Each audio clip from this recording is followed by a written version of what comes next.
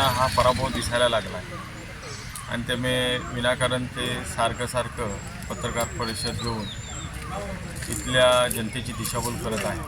जनतेला विकास कोण करणार आणि कोण करू शकतो हे जनतेला इथल्या ठाऊक आहे आणि त्याच्यामुळे इथली जनता एक स्थानिक उमेदवार म्हणून एक स्थानिक कार्यकर्त्याला संधी देण्याच्या पूर्णतः ताकदीनिशी पाठीशी आहे हे लक्षात आल्यावर किंवा त्यांचा पराभव दिसायला लागल्यामुळे त्यांची नाहक बडबड सुरू झालेली आहे.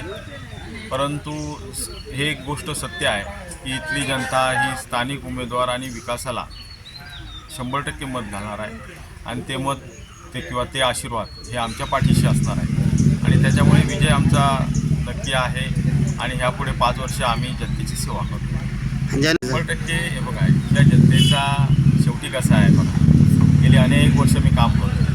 कोणतरी येणार आणि विकासाच्या गोष्टी सांगणार आणि जनता त्याच्यावर विश्वास ठेवणार हे शक्य नसतं.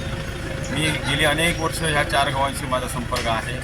4 गावातल्या अनेक विकास कामं केलेली आहेत. करत असताना या सर्वांनी जनतेने बघितलेलं आहे किंवा जनतेने